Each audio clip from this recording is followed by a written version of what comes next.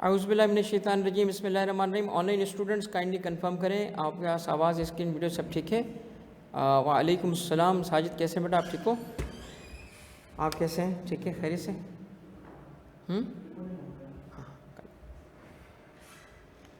अच्छा दोस्तों, आज हम स्टार्ट करने वाले हैं हमारा दूसरा सब्जेक्ट P2, जिसका नाम क्या है? Law of tax notices. Law of tax notices. इसमें हम स्टडी करेंगे इनकम टैक्स ऑर्डिनेंस में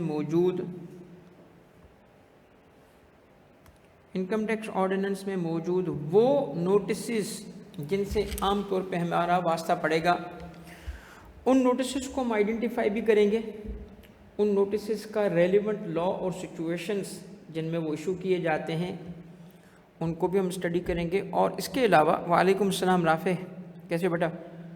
और इसके अलावा हम उन नोटिसेस का जवाब, आम तौर पे जो नोटिसेस होते हैं उसका जवाब भी बनाना सीखेंगे। सबसे पहले तो जो फर्स्ट नोटिस हम स्टडी करने वाले हैं, स्ट्रेट अवे जो फर्स्ट नोटिस हम स्टडी करने वाले हैं, ये नोटिस आप इनकम टैक्स की जब प्रैक्टिस करते हो तो मुमकिन है कि आपका पहला क्लाइंट ही इसका हो, इतना कॉमन है। The most frequently issued notice. Zainul Abidin, yes, ये सेकंड क्लास है और हमारी सेकंड क्लास सेकंड सब्जेक्ट पे है, चूँकि हमने एक तो ओरिएंटेशन क्लास की थी, ओरिएंटेशन की क्लास पब्लिकली भी अवेलेबल है, और उसके बाद हमारी फर्स्ट क्लास P1 पे है, प्रैक्टिकल इनकम टैक्स जिसका नाम था। आज हमारी सेकंड क्लास है लॉ ऑफ टैक्स नोटिसेस पे। हसीब, ये फर्स्ट क्लास है लॉ ऑफ टैक्स नोटिसेस की, ठीक है? स्टार्ट करूं बेटा? कोई सवाल है तो पूछ लें। अब इस सब्जेक्ट का पर्पस क्या है? इस सब्जेक्ट का पर्पस ये है कि जो मैंने आपको ओरिएंटेशन सेशन के अंदर बताया था कि एडवाइजरी के सबसे बड़े पैसे बंदा कमाता है कंप्लाइंस करा के नहीं, लिटिगेशन को फेस करके। अब लिटिगेशन में जो सबसे बड़ा प्रॉब्लम आता है वो आता है नोटिसेस को हैंडल करना, और ये मुमकिन नहीं है कि कोई भी टैक्स पेयर खुद किसी एक नोटिस को भी हैंडल कर सके, उसको पता भी नहीं चलेगा। नोटिस की नोयत ऐसी होती है कि टैक्स पेयर को एडवाइजरी सर्विसेज ज़रूर चाहिए। कभी कभी कुछ टैक्स पेयर्स ऑनलाइन, बेटा आवाज़ ठीक है? काइंडली कंफर्म कीजिएगा आप सबके पास आवाज़, स्क्रीन सब ठीक है? मोहम्मद हसीब, बेटा आपके पास आवाज़ ठीक है? साजिद, आप एवरीथिंग इज़ ओके? ठीक है बेटा, ओके, सही है।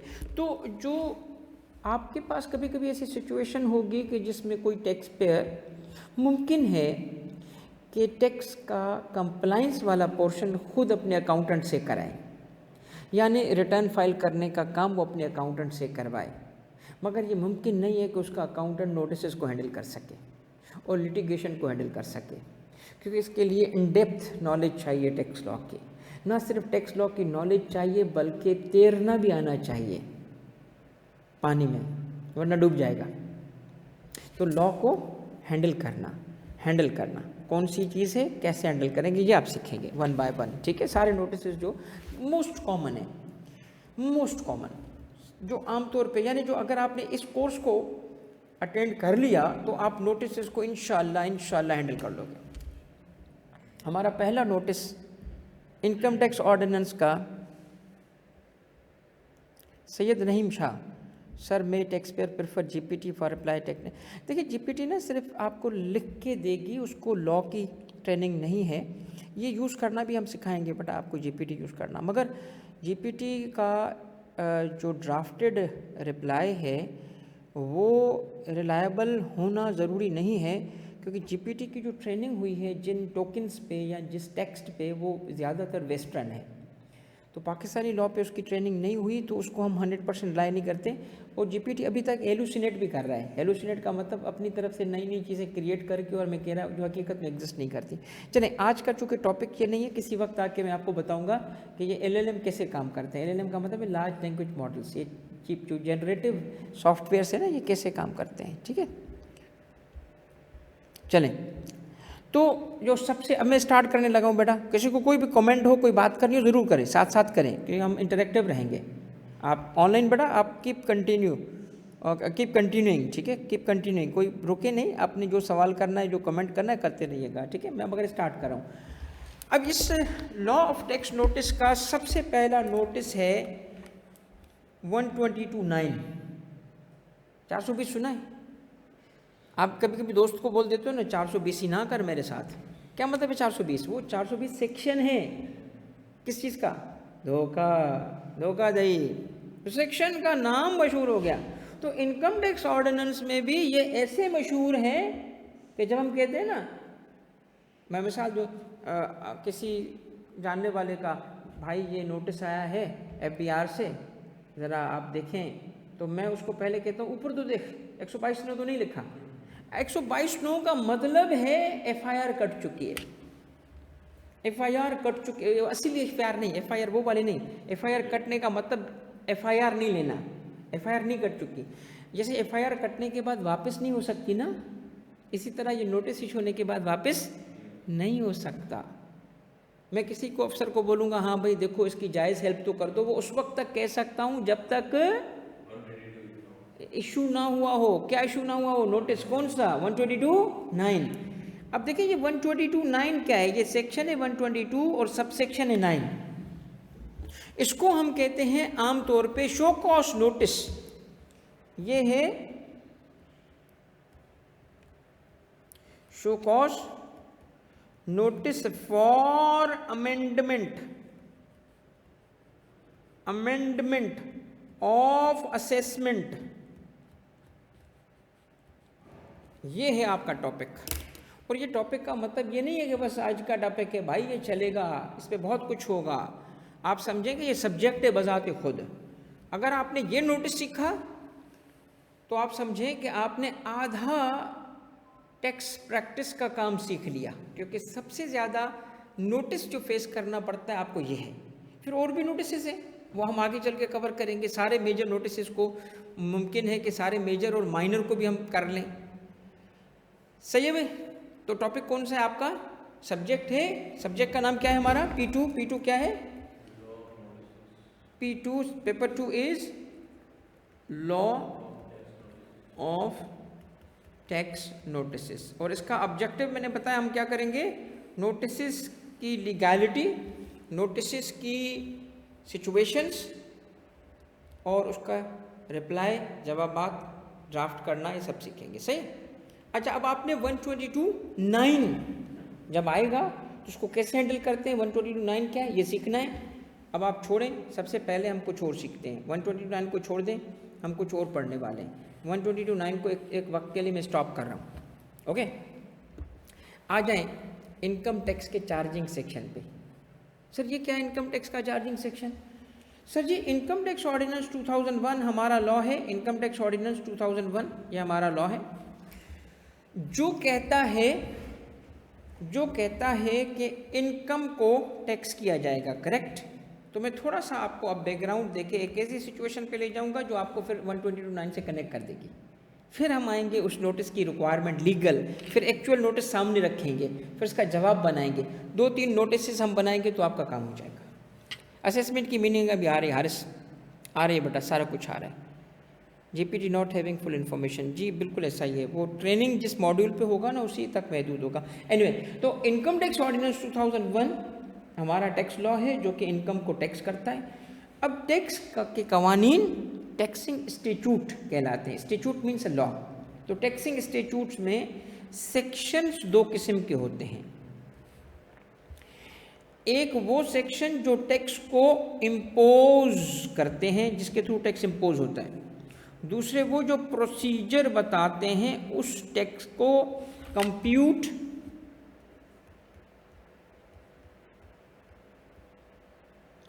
Compute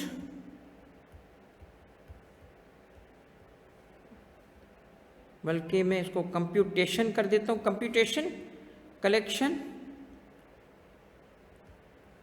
reporting etcetera. उस टैक्स का पूरा निज़ाम हमें पता चलता है। इम्पोज करने वाले सेक्शन को हम कहते हैं चार्जिंग सेक्शन, उसे कहते हैं चार्जिंग सेक्शन। बहुत इंपॉर्टेंट चीज़ें आप सीखने वाले हैं आज। Charging section income tax ordinance का है सेक्शन 4, बल्कि चार्जिंग सेक्शन 4 से लेके और 8 तक हैं। हकीकत में ये चार्जिंग सेक्शन एक नहीं है, मल्टीपल है। Charging section 4 major mother of all charging sections 4 हैं, और उसका भी एक सबसेक्शन 1 सबसे इंपॉर्टेंट है, और बाकी सेक्शंस भी हैं जो टैक्स इम्पोज कर रहे हैं। मगर असल चीज़ जो है सेक्शन 4 में लिखी है, इसीलिए आमतौर पे हम सेक्शन 4 को चार्जिंग सेक्शन कहते हैं। मगर चार्जिंग सेक्शन एक नहीं, मल्टीपल भी होते हैं, इनकम टैक्स ऑर्डिनेंस में मल्टीपल है। अब जो रेस्ट ऑफ द सेक्शंस हैं, जो बाकी हैं, वो प्रोसीजर बता रहे हैं, इसीलिए उनको कहा जाता है मशीनरी सेक्शंस। मशीनरी सेक्शंस, एक चार्जिंग सेक्शन, एक मशीनरी सेक्शन। ये आपने आज एक बुनियादी सबक सीखा टैक्स की अरेंजमेंट का, टैक्स लॉ की अरेंजमेंट का, यानी कि इनकम टैक्स ऑर्डिनेंस और सेल्स टैक्स एक्ट और इस किस्म के बाकी टैक्स के कवानीन में 2 किस्म के सेक्शंस हैं। एक है चार्जिंग सेक्शन, दूसरे मशीनरी सेक्शन। चार्जिंग सेक्शन क्या काम करते हैं? चार्जिंग सेक्शन टैक्स इम्पोज करने का काम करते हैं, टैक्स इम्पोज करने का काम। मशीनरी सेक्शन प्रोसीजर बताते हैं, उस इम्पोज किए गए टैक्स को कंप्यूट, कैलकुलेट, रिकवर, पे और रिपोर्टिंग एटसेट्रा एटसेट्रा, बाकी सारे प्रोसीजर। इसका मतलब सेक्शन 4 से 8 तक अगर चार्जिंग है तो rest of the income tax ordinance machinery है। अगर टैक्स इम्पोज करने वाले सेक्शन को ओमिट कर दिया जाए तो ऑर्डिनेंस ही खत्म हो जाएगा, क्योंकि जो टैक्स लगा ही नहीं तो प्रोसीजर का क्या करोगे। तो जब भी किसी टैक्स लॉ से डील करोगे, चाहे वो पाकिस्तान का हो, चाहे पहले पढ़ा हुआ हो कि ना पढ़ा हो, एडवाइजरी है ना, नए नए कवानीन से फेस करना पड़ेगा। कभी एक क्लाइंट आएगा, सर प्रॉपर्टी टैक्स का केस है, क्या बोलोगे? नहीं आता मुझे। वकील तो ऐसे बोलता है, भाई मैं किंग हूँ, उसका आजा, हालांकि आता वाता कुछ नहीं उसको, क्योंकि उसको लॉ को नेविगेट करना आता है। फिर वो कानून उठाता है और ढूंढता है चार्जिंग सेक्शन। सबसे पहले टैक्स लॉ का कौन सा सेक्शन निकालना है? चार्जिंग। याद रखिएगा, पहले देखेंगे चार्जिंग। अब चार्जिंग सेक्शन कौन सा है? दोबारा सवाल पूछता हूँ बेटा, इंटरेक्ट करेंगे ऑनलाइन वाले बच्चे सारे। मैं आपसे पूछता हूँ कि मुझे बताएं कि सेक्शन की टाइप्स कितनी हैं? 2। टैक्स लॉ में सेक्शन की टाइप कौन सी है? 2। पहला सेक्शन कौन सा है? चार्जिंग। दूसरा कौन सा है? मशीन। चार्जिंग सेक्शन टैक्स को इम्पोज करता है, मशीनरी सेक्शन उसका प्रोसीजर बताता है। अब चार्जिंग सेक्शन ने जो टैक्स लगाया उसको हम कहते हैं इनकम टैक्स। मगर चार्जिंग सेक्शन ने जब टैक्स लगाया तो टैक्स लगाते वक्त उसने कुछ कंडीशंस ले डाउन की हैं। कहा कि इनकम टैक्स इम्पोज किया जा रहा है किस पे? पर्सन पे। कौन सा पर्सन? जिसके पास टैक्सेबल इनकम हो। कितनी? For tax year. और टैक्स कैसे कैलकुलेट करेंगे? टैक्सेबल इनकम जो थी ये, इस पे टैक्स रेट अप्लाई करेंगे। अब आपने इनकम टैक्स सीख लिया, अगर आपने ये मेरी बात सुनी ना तो आप कह सकते हो कि आपने आज इनकम टैक्स सीखा है, क्यों? इतनी बड़ी बात बताई है मैंने आपको। दोबारा सुनिएगा, सेक्शन की 2 किस्में, चार्जिंग सेक्शन और procedural section. Charging section tax impose करता है। इनकम टैक्स स्टडी कर रहे हैं लॉ ऑफ टैक्स नोटिस में, पहला नोटिस स्टडी कर रहे हैं 122(9). 122(9) का मतलब है सेक्शन 122 सबसेक्शन 9। जिस नोटिस का टाइटल क्या है? जिसको हम कहते हैं show cause notice for amendment of assessment. अब ये सब कुछ कर पाओ, ज़रूरी है मैं उसके लिए पहले स्ट्रक्चर बनाऊं, बिल्डिंग बनाऊं। अब मैं बिल्डिंग बना रहा हूं ताकि असेसमेंट तक तुम्हें लाऊं। असेसमेंट तक लाऊंगा तो अमेंडमेंट सीखोगे, अमेंडमेंट सीखोगे तो शो कॉज पता चल जाएगा क्या है। फिर उस शो कॉज की लीगैलिटी भी हम चेक करेंगे, रिक्वायरमेंट्स पूरी हुई कि नहीं हुई, किस इशू पे नोटिस आया, उसका जवाब क्या बनेगा, ये सब चीज़ें इसमें कवर्ड है। तो आप जो अकाउंटेंट दोस्त हैं हमारे, वो अक्सर गलती क्या करते हैं, कहते हैं नोटिस आया है ना तो जवाब देना होगा, और जो वकील साहब है वो कहता है नोटिस आया तो पहले लीगैलिटी चेक करूंगा, नोटिस दे भी सकता था कि नहीं, वो नोटिस लीगल भी है या नहीं, वो पहले लीगैलिटी चेक करता है। अकाउंटेंट कंप्लाइंस का सोचता है, लॉयर चैलेंज करने का सोचता है। मैं दोनों सिखाऊंगा, ठीक है। तो चार्जिंग सेक्शन का पता होना क्यों ज़रूरी है, क्योंकि चार्जिंग सेक्शन ने टैक्स इम्पोज किया, कौन सा इनकम टैक्स किस पे पर्सन, कौन सा पर्सन जिसके पास टैक्सेबल इनकम हो, टैक्स ईयर कंप्लीट हो, टैक्स रेट हो। मगर ये क्यों बता रहा हूँ, ये इसलिए बता रहा हूँ कि चार्जिंग सेक्शन 3 चीज़ें बुनियादी तौर पे बताता है, और वो प्री कंडीशंस हैं टैक्स की, प्री कंडीशंस हैं। टैक्स लग ही नहीं सकता जब तक कि कानून इन 3 प्री कंडीशंस को फुलफिल नहीं करता। चार्जिंग सेक्शन में ये 3 चीज़ें मौजूद होती हैं तो टैक्स इम्पोज होगा, वरना टैक्स इम्पोज नहीं हो सकता। सबसे पहले वो 3 प्री कंडीशंस कौन सी हैं उसको हम समझेंगे, फिर हम जाएंगे इधर देखेंगे, और फिर मैं कनेक्ट करूंगा इसको आपके नोटिस के साथ। 3 प्री कंडीशंस क्या है? सबसे पहले चार्जिंग सेक्शन हमें बताता है कि टैक्स किस पे लगा। किस पे लगा का मतलब क्या है कि what is being taxed, what is being taxed. Income tax में मैं आपसे सवाल ये नहीं पूछ रहा कि व्हाट इज बीइंग टैक्स्ड मुझे बताओ, ये इसका मतलब क्या है, मैंने जो आगे लिखा है बेस, टैक्स बेस। तो अगर हर लॉ में जब चार्जिंग सेक्शन के पास हम जाएंगे ना और बोलेंगे नॉक नॉक, हो गया कौन, हम कहेंगे किस चीज़ पे हो, कौन तुम, किस चीज़ को, टैक्स के, व्हाट हैज़ बिन टैक्स्ड। तो दुनिया भर में टैक्स बेस क्या क्या है, क्या क्या है दुनिया भर में टैक्स बेस में, person, income, sales, property, capital value, ये बेसिस हैं टैक्स के जिस पे टैक्स लगा, इंपोर्ट एक्सपोर्ट। तो सबसे पहला सवाल चार्जिंग सेक्शन से ये करना चाहिए जो मैंने क्या लिखा है, व्हाट इज बीइंग टैक्स्ड, उसमें टैक्स हो क्या रहा है।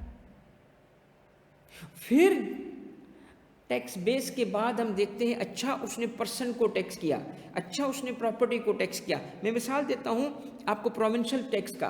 प्रोविंशियल टैक्स में एक प्रॉपर्टी टैक्स है जो प्रॉपर्टीज पे लगता है। एक प्रॉपर्टी एग्जिस्ट करती है और उस पर टैक्स था, प्रॉपर्टी टैक्स एग्जिस्ट कर रही है मगर वो खाली है क्योंकि ओनर जो है वो फॉरेन कंट्री में है। ओनर वापस आया तो उसने दरवाजे के नीचे देखा कि कुछ पेपर गिरे हुए हैं, अंदर खोला दरवाज़ा, उसने पेपर उठाए, प्रॉपर्टी टैक्स का नोटिस था, चला गया property tax provincial government excise and taxation के पास, ये आपका नोटिस आया। मैं कहा आपकी प्रॉपर्टी पे टैक्स आपने नहीं दिया, कहता मैं था ही नहीं। क्या कहा जाएगा, आप पे थोड़ी है, घर खाली था, यूज़ पे थोड़ी है, किस पे, वो तो है ना। तो यूज़ करना, उसमें बंदे का होना इररिलेवेंट है। व्हाट वाज बीइंग टैक्स्ड, तो प्रॉपर्टी वो थी, टैक्स है इसका मतलब टैक्स बेस समझने की जरूरत है कि व्हाट इज बीइंग टैक्स्ड। क्योंकि ये सुन लो ये बड़ी काम की पते की बात बता रहा हूँ, और ये वो नॉलेज है बेटा कहीं नहीं मिलेगी, मैं तुम्हें बता रहा हूँ। जाओ कोई किताब ले आओ जिसमें तुम्हें चीज़ें मिले, मैं उस दिन कोर्स बंद कर दूंगा कि चलो किताब पढ़ लीजिएगा। नहीं है, ये रिसर्च जो है ना एक जगह से नहीं, ये पाकिस्तान में पहली दफ़ा किया जा रहा है बेटा। तो व्हाट इज बीइंग टैक्स्ड क्यों पढ़ रहे हैं, क्योंकि जब हम चार्जिंग सेक्शन में अपने क्लाइंट को तोलेंगे ना तो हमें पता चलेगा वो उस पर टैक्स है भी। जब टैक्स ही नहीं है तो नोटिस का क्यों जवाब दूं, क्या बोलूंगा, नोटिस इलीगल है। अब टैक्स बेस में व्हाट इज टैक्स बेस, क्या टैक्स हुआ, प्रॉपर्टी, मगर प्रॉपर्टी की किस चीज को टैक्स करेंगे, प्रॉपर्टी पे टैक्स तो है, एक्साइज एंड टैक्सेशन ने प्रॉपर्टी को टैक्स तो किया। हारिस ने सवाल पूछा है कि किस किस प्रॉपर्टी पे टैक्स है। बेटा ये प्रॉपर्टी टैक्स प्रोविंशियल डोमेन है, अभी मैं इस पे रिप्लाई करने के बजाय नोटिस पे फोकस रखूंगा, ठीक है बेटा। हमारा जो मेन कोर्स का फोकस होगा ना, वो कोर्स सिलेबस तुम्हारे सामने है, उससे हटके टैक्सेस की मैं एग्जाम्पल ज़रूर दूंगा। और जैसे प्रॉपर्टी टैक्स है, प्रोविंशियल टैक्सेस हैं, इन पे जब हमारा कोर्स कंप्लीट हो जाएगा तो वर्कशॉप्स कर करके मैं वो टैक्सेस सिखाऊंगा आपको, क्योंकि अगर सब कुछ कवर करूंगा तो भाई टाइम ज़्यादा लगेगा। ठीक है हारिस, तो मैं तुम्हें बेटा ऑन बोर्ड ले रहा हूँ कि मैं किस तरीके से ऑर्गेनाइज्ड वे में कवर करूँगा। ठीक है, तो प्रॉपर्टी टैक्स की डिटेल पे मैं अभी बात नहीं कर सकता। तुम्हें चाहिए आसान सा एक फार्मूला है, मैं तुम्हें सिखा दूंगा, कोई मसला नहीं है। कौन सी प्रॉपर्टी टैक्स होगी कौन सी नहीं होगी ये पता होना चाहिए आपको। हालांकि हम इनकम टैक्स स्टडी करें, भाई इनकम टैक्स नहीं हर टैक्स के एडवाइजर बनेंगे हम। तो व्हाट इज बीइंग टैक्स से आगे एक कदम जाते हैं। व्हाट इज बीइंग टैक्स्ड का जवाब क्या है, उसको टेक्निकली क्या कहते हैं। जो चार्जिंग सेक्शन है, मैं दोबारा कनेक्ट करता हूँ आपको, हम स्टडी क्या कर रहे हैं, लॉ ऑफ टैक्स नोटिस। कौन सा नोटिस सबसे 50% जिस जो आपकी एडवाइजरी है वो ये है, 50% एडवाइजरी आपकी ये नोटिस होगा। इस नोटिस को हैंडल करना, इसका नाम क्या है, इसको हम क्या कहते हैं, इसको हम कहते हैं 122(9). यूँ भी नहीं बोलते सेक्शन 122 सब सेक्शन 9, ये भी नहीं बोलते हम कहते हैं 122(9), 122(9). ठीक है, तो 122(9) असल में एक शो कॉज नोटिस है जो अमेंडमेंट ऑफ असेसमेंट पे मिलता है, उसकी गुफ्तगू कर रहे हैं हम, उस पर पूरा स्ट्रक्चर बना रहे हैं ताकि समझ आए। तो मैंने कहा टैक्स इनकम टैक्स ऑर्डिनेंस है ये, उसके सेक्शन है 2 चार्जिंग प्रोसीजरल। चार्जिंग वो है जो टैक्स इंपोज करे, जो सेक्शन 4 से 8 है। 4 मेन है, उसने इनकम टैक्स इंपोज करते वक्त कहा पर्सन पे, taxable income, tax year, tax rate, ये सारी चीज़ें क्लियर होनी है।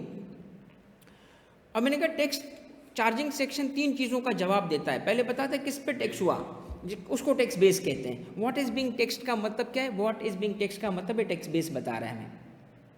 ठीक है, फिर दूसरी चीज़ टैक्स बेस के बाद वो टैक्स बेस तो बता दिया उसने, जैसे प्रॉपर्टी टैक्स में बेस क्या था, प्रॉपर्टी टैक्स में बेस था प्रॉपर्टी, मगर अमाउंट कौन सा होगा जिस पे टैक्स लगेगा उसको कहते हैं टैक्सेबल अमाउंट। टैक्सेबल अमाउंट क्या है भाई, प्रॉपर्टी टैक्स में बताओ मुझे, उसकी परचेज प्राइस को टैक्स किया जाए, फेयर मार्केट को टैक्स किया जाए, रेंट को टैक्स किया जाए। फेयर मार्केट भी तो कौन सा, करंट, उस ईयर का। तो इसका जवाब जब हमें दिया जाता है ना तो वो कहलाता है क्या, taxable amount. Second pre condition हमें बताई जाती है टैक्स बेस के बाद टैक्सेबल अमाउंट, और लाजिम है चार्जिंग सेक्शन का हमें तीसरे सवाल का जवाब देना। वो तीनों के जवाब दे देगा तो फिर वो टैक्स मुकम्मल होता है, टैक्स इम्पोज हो जाता है। और तीसरा जो अमाउंट होता है वो कहलाता है टैक्स रेट।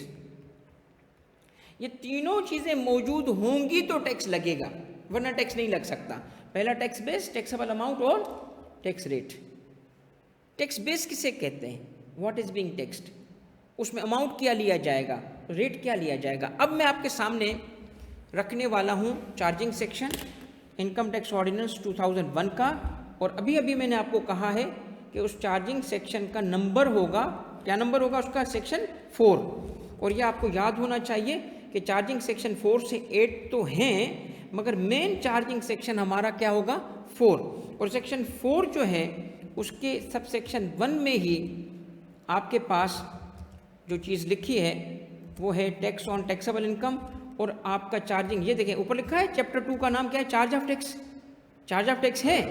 अब चार्ज ऑफ टैक्स का सब सेक्शन 1 पढ़ें और तीनों सवालों के जवाब बताएं कि हमें मिले कि नहीं मिले, ताकि मैं उसको असेसमेंट से जोड़ूंगा, उसको अमेंडमेंट से जोड़ूंगा, उसको 122(9) से जोड़ूंगा।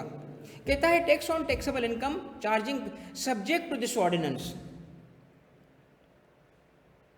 ये लफ्ज़ सब्जेक्ट टू इस्तेमाल उस वक्त करते हैं जब उस प्रोविज़न को जिसके लिए इस्तेमाल हुआ, ये सब सेक्शन 1 में इस्तेमाल हो रहा है, सेक्शन 4 के सब सेक्शन 1 में इस्तेमाल हुआ। अब ये सब सेक्शन 1 को सबसर्विएंट कर रहा है ऑर्डिनेंस का, यानी ऑर्डिनेंस में कहीं और जो चीज़ लिखी है वो भी इनकॉर्पोरेट करना, ये सबसर्विएंट है। अगर यहाँ लिखा होता notwithstanding anything contained in this ordinance, तो फिर ये ओवरराइडिंग बन जाता, यानी इसकी बात सुनी जाती। अब आप गौर से सुनिएगा मेरी बात, ये सेक्शन कह रहा है टैक्स लगेगा, और आगे चल के अगर एक सेक्शन के टैक्स नहीं लगेगा तो उसकी सुनेंगे, क्योंकि उसने खुद बताया कि मेरी नहीं सुनना, उसकी सुनना। मैं सबसर्विएंट हूँ पूरे ऑर्डिनेंस का, मैं तो गुलाम हूँ पूरे ऑर्डिनेंस का। क्लेश हो जाए मेरी नहीं सुनना, दूसरे सेक्शन की सुनना। ये कहाँ से पता चला? कि में क्लेश हो जाए तो उस सेक्शन की सुनेंगे, इसकी नहीं सुनेंगे। इस लफ्ज़ से हमें पता चला, क्योंकि ये लीगल डिवाइस है, ये लीगल टूल है, ये प्रोविजन में इसलिए इस्तेमाल किया जाता है ताकि लॉ मेकर हमें बताता है कि ये सबसर्विएंट है। इन अदर वर्ड्स, सबसेक्शन 1 में कही हुई बात और दिस ऑर्डिनेंस में यानी बाकी सेक्शंस में कही हुई बात में क्लेश हो जाए तो ऑर्डिनेंस प्रिवेल करेगा, सबसेक्शन 1 नहीं करेगा। और अगर वो सबसेक्शन 1 को प्रिवेल कराना चाहता तो लिखता notwithstanding anything contained in this ordinance, यानी सबसेक्शन 1 की सुनना, ऑर्डिनेंस की नहीं सुनना। क्लेश की सूरत में सबको छोड़ो, इसको ले आओ। ये लीगल डिवाइसेस हैं जो यूज़ किए जाते हैं। इसका मतलब क्या है कि अभी पिक्चर बाकी है मेरे दोस्त। ये बात इसको पढ़ के ना नतीजे नहीं निकाल लो, क्योंकि पूरा ऑर्डिनेंस पढ़ के ही बता सकोगे टैक्सेस पे लगा। इसमें कुछ और भी तफसील है जो बाद में बताऊंगा। कुछ ऐसी चीज़ें जो अलहमदा मेरी रिसर्च है, जो मुझे लगता है कि शायद पाकिस्तान में कम से कम मैंने ही फाइंड की हैं, वो आपको मैं शो करूंगा आगे चल के। हर बस रुकना, रिपीट होगा बेटा, सब रिपीट होगा, सब रिपीट होगा, टेंशन नहीं लो। असल चीज़ पे आओ, पहले मेन चीज़ पे आओ। बैटिंग करना शुरू कर दो। अभी तो तुम वो ना क्रीज ले रहे थे, ये क्रीज थी, बैटिंग में बॉल आ रहा है, छक्का मारो। और वो क्या है, यहाँ से पढ़ना शुरू करो। कहता है कौन सा टैक्स इम्पोज हुआ, इनकम टैक्स इम्पोज हुआ।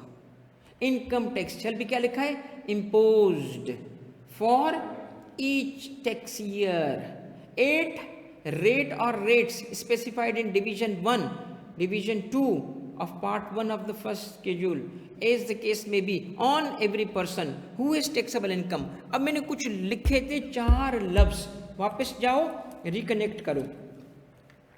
चार्जिंग सेक्शन ने क्या कहा है, इनकम टैक्स इम्पोज हुआ है।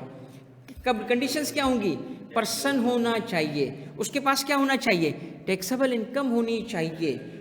कितने पीरियड की, पूरे साल की। टैक्स कैसे पता चलेगा, रेट लगाएंगे।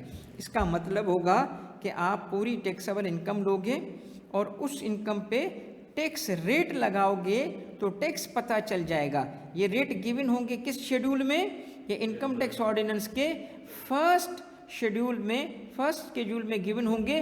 और ये रेट जब इस पे लगाओगे तो टैक्स पता चल जाएगा। मगर किसका, पर्सन का। कितना टैक्स, पूरे साल का। हम इसको कहते हैं 4 की कॉन्सेप्ट्स। 4 क्यों, पहला कॉन्सेप्ट क्या है, दूसरा कौन सा है, तीसरा क्या है, चौथा क्या है, ये चारों मौजूद हैं। अब आप ढूंढ के दिखाओ कि क्या चार्जिंग सेक्शन ने चारों अमाउंट्स बताए थे, चार अमाउंट्स नहीं, चारों चीजें बताई थी। क्या क्या मैंने लिखा था, ढूंढ के दिखाना। पर्सन है यस, एवरी पर्सन लिखा है। टैक्सेबल इनकम है, who has taxable income, yes है। टैक्स ईयर है ईच टैक्स ईयर। रेट है। इसका मतलब है वही सेक्शन जो बात कर रहा है, मैंने आपको आसान करके दी। अब सुने, मैं आपसे सवाल पूछता हूं। सेक्शन 4 सबसेक्शन 1 ने कौन सा टैक्स लगाया, इनकम टैक्स। शाबाश। कितनी कंडीशंस हैं, 4। कौन सी, पर्सन होना चाहिए, उसके पास टैक्सेबल इनकम हो, उसके बाद टैक्स, उसके बाद टैक्स ईयर कंप्लीट हो जाए। इसका मतलब इनकम टैक्स एनुअल टैक्स है, सालाना टैक्स है। और रेट देख के लायबिलिटी बता सकते हो। बात समझ आ रही है, बात समझ आ रही है। अब मैं आपसे एक सवाल पूछता हूँ, ज़रा मुझे सोच समझ के जवाब दीजिएगा। आप में से जो मुमकिन है कि ऐसे बच्चे हों जो 7, सिंधी में जो 7 शरीफ है उसके करीब रहते हो या गुजरे हैं, तो कहते हैं यार अल्लाह का नेक वली है यहाँ पे, उसकी मज़ार पे दुआ कर लेते हैं। कलंदर शहबाज गए, आप देखिए कलंदर शहबाज पे जैसे आप दुआ करने जाओगे ना, आपको पता है वहाँ पे लोग क्या करते हैं, वहाँ पे लोग पैसे, सोना, पता नहीं क्या क्या लेके आते हैं और उसको फेंकते हैं। वो दरवाज़ा गोल्ड का दरवाज़ा बना हुआ है, ऐसा है ना, ऐसा है कि नहीं। मैं तो एक ऑफिशियल विजिट पे सरकारी पे गया था, तो उन्होंने विजिट कराया था, थोड़ा टाइम कम था तो मैं चेक सारी चीज़ें नहीं। मैं आपसे सवाल पूछता हूँ, अगर मैं आपसे सवाल करूँ और कहूँ कि कलंदर शहबाज जो श्राइन है उसकी भी तो इनकम हो गई है, लाखों रुपए में भी करोड़ों में, मुझे नहीं पता, करोड़ों में होगी, उसको टैक्स करोगे? फौरी से जवाब दे दिया क्योंकि आपने कॉन्सेप्ट समझ लिया। फौरी से क्या कहते हैं, नहीं पर्सन नहीं है भाई। तो आप पहले ये तो बताओ ना, आपने पर्सन की डेफिनेशन तो सुनी नहीं, ऐसे ही डिसाइड कर दिया। सुन लो, पर्सन की डेफिनेशन है सेक्शन 80 में। सेक्शन 80 देखना पड़ेगा, वहां से पता चलेगा पर्सन किसे कहते हैं। टैक्सेबल इनकम की कॉन्सेप्ट की डेफिनेशन है सेक्शन 9 में, देखना पड़ेगा टैक्सेबल इनकम किसे कहते हैं। सेक्शन 74 में है टैक्स ईयर, समझना पड़ेगा हमें कि टैक्स ईयर किसे कहते हैं।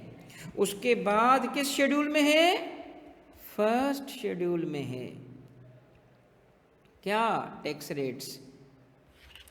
बेटा अगर ये आपने कर लिया ना, यकीन कर लो आपका इनकम टैक्स का फियर खत्म हो जाएगा, क्योंकि द वे हमने उसको जोड़ा है ना, कनेक्ट किया है ना। अब मैं आ रहा हूँ एक ऐसी चीज़ की तरफ जो प्रोफेशनली हैंडल करनी पड़ेगी तुम्हें। ये पढ़ेंगे, ये सारी चीज़ें आपने कवर करनी है इस कोर्स में, आपको एक एक चीज़ पढ़ाई जाएगी, मगर इस सब्जेक्ट में नहीं। इस सब्जेक्ट के लिए बेस बना रहा हूँ। ये सब्जेक्ट क्या है, law of tax notice. Notice कौन सा था, 122 नो। 122 नो कब इशू करता है, शो कॉज नोटिस, कब, जब अमेंडमेंट हो, किसकी, असेसमेंट की। ये क्या चीज़ें हैं, ये समझाने के लिए बेस बना रहा हूँ। अब मैं आपसे सवाल पूछता हूँ कि बताएं सेक्शन 4 क्या है, चार्जिंग सेक्शन, जो क्या करता है, टैक्स इम्पोज करता है किस पे, देखें ज़रा ढूंढें। मैं पूछता हूँ ये आपके सामने, और मैं मान जाऊँगा तुम लोगों को अगर तुमने सही जवाब दिया। मैं कहूँगा यार कमाल के शानदार किस्म के बच्चे मिले इस दफ़ा, अगर आपने मुझे इस सवाल का जवाब सोच समझ के दिया। टैक्स बेस क्या है इनकम टैक्स का, टैक्स बेस किसे कहते हैं, जिस पे टैक्स लगाए, जिस पे टैक्स लगा। मैंने कहा था ना टैक्स बेस, 3 चीज़ें हैं ना, 3 चीज़ें क्या थी, टैक्स बेस बताएगा, टैक्सेबल अमाउंट बताएगा, रेट बताएगा। तो टैक्स बेस किसे कहते हैं, व्हाट इज बीइंग टैक्स्ड। अब मैं आपसे सवाल पूछता हूँ, इनकम टैक्स का टैक्स बेस क्या है, व्हाट इज बीइंग टैक्स्ड। बेहतरीन, वाकई शानदार बच्चे हैं। क्यों पता है, लोग कहते हैं इनकम, इनकम नहीं है, पर्सन। भाई ये पर्सन को टैक्स किया है, इनकम को नहीं, पर्सन। जैसे मैंने कहा ना प्रॉपर्टी टैक्स हुई है, प्रॉपर्टी टैक्स बंदा हो के ना हो, टैक्स प्रॉपर्टी पे, यूज हो के नहीं हो, बेस प्रॉपर्टी है। तो इनकम टैक्स में इनकम बेस नहीं है, पर्सन है। मगर पर्सन कौन सा, जिसके पास टैक्स है, यानी बुनियाद लायबिलिटी की इनकम पे नहीं, पर्सन पे। कहां लिखा है, आपने बोला, मैंने बोला, आपने सीख लिया नहीं। लॉ बताओ भाई, लॉ बताओ। हसीब अनसाउंड, साउंड माइंड, रुके हसीब को जवाब दूं, साउंड माइंड अनसाउंड माइंड भी नहीं देखता। इनकम टैक्स ऑर्डिनेंस कहता है इनकम है, पर्सन है, टैक्स हो गया भाई। आप एक बात और सुनो, वो लीगल इलीगल भी नहीं देखता। ये बहुत कुछ सीखेंगे। एक बंदा अगर कहे ना मेरी इलीगल इनकम है, मैं इनकम टैक्स में हूँ, मैं उसको कहूँगा thank you very much, tax दे दो, क्योंकि मेरा काम चोरी पकड़ना नहीं है, मेरा काम टैक्स लेना है। हर इनकम टैक्स होती है, और दुनिया भर में इनकम टैक्स एक ऐसा लॉ है जो बाकी लॉ से हटके, जिसमें लीगैलिटी ऑफ ऑब्जेक्ट भी नहीं है, जिसमें इवन उसका कॉम्पिटेंस टू कॉन्ट्रैक्ट भी नहीं है। एक बंदा पागल है, टैक्स करेंगे भाई। मुझे पहले मेरे सवाल का जवाब दिया जाए, कहाँ लिखा है कि टैक्स बेस्ड पर्सन है, कहाँ लिखा है, कहाँ लिखा है। नहीं, आप लफ्ज गलत बोल रहे हो, कहाँ लिखा है सर जी, इसमें एक लफ्ज लिखा है ऑन, ये है इसका जवाब। क्यों, किस चीज को, आगे इसको वापस, वर्ब कौन सा है, वर्ब से मिला के करो, पहली लाइन से पढ़ो, income tax shall be imposed on every person. Income tax is on every person who has taxable income, यानी वो क्वालिफायर है, कंडीशन है, बट टैक्स किसको किया, पर्सन को। तो income tax is a personal tax, person पे टैक्स है, liabilities on the person, tax base is a person. फिर दूसरा सवाल क्या था, चलो टैक्स बेस पर्सन तो है, अमाउंट क्या होगा, व्हाट इज बीइंग टैक्स्ड के बाद में टैक्सेबल अमाउंट पता होना चाहिए, क्या होगा, टैक्सेबल इनकम। अब ये टैक्सेबल इनकम क्या है, आप इसके लिए थोड़ा कुछ आगे चल के पढ़ोगे, मगर टैक्सेबल इनकम की एक रिक्वायरमेंट ये है कि ये अमाउंट 6 लाख से एक्सीडिंग होगा उसकी इनकम का, तो टैक्स करेंगे। और भी कंडीशन से जो पढ़ेंगे, इसका मतलब 6 लाख से, ये कहते हैं, हम इसको कहते हैं, ये 6 लाख ये थ्रेशोल्ड लिमिट है। अगर किसी की इनकम 6 लाख से कम है तो उसको हम बोलते हैं BTL। BTL किसी म्यूजिक का बैंड नहीं है, म्यूजिक बैंड होते हैं ना, BTL, वो एक कोरियन है, पता नहीं क्या नाम है उसका, बी से स्टार्ट होता है, वो भी इस तरह है, कोई कोरियन बैंड है, तो उसका नाम क्या है, BTS या पता नहीं क्या है। तो ये कोई बैंड नहीं है, कोई, इसका नाम क्या है, below taxable limit, BTL, below taxable limit. तो अगर एक बंदे की इनकम 6 लाख से कम है, क्या होगा, टैक्स नहीं लगेगा। मैं अब आपको एक केस देता हूँ, वर्बल जवाब भी वर्बल चाहिए मुझे। एक क्लाइंट आपके पास आता है और उसको इनकम टैक्स ऑर्डिनेंस से नोटिस मिला कि आपके एम्प्लॉयर ने आपका टैक्स डिडक्ट किया है मगर आपने रिटर्न फाइल नहीं किया। आप नॉन फाइलर हो, रिटर्न फाइल करो। रिटर्न हम सालाना जो फाइल करते हैं उसको FBR को कैसे पता चला, क्योंकि हमारे एम्प्लॉयर ने टैक्स डिडक्ट कर लिया। आपने कहा जी एम्प्लॉयर ने आपका टैक्स डिडक्ट किया है, इसका एविडेंस है। सर मुझे तो नहीं पता। अच्छा चलो एक काम कर लो, ये बताओ माइनर सब पे टैक्स लगता है, ऐसे ही थोड़ा सब्र रखो बेटा। कॉन्ट्रैक्ट एक्ट तुम्हें लगता है फ्रेश पढ़ा है तूने, कोई बिजनेस लॉ भी पढ़ा है तुमने, ठीक है। तो ये सब चीज़ें इनकम टैक्स में रेलिवेंट है बेटा।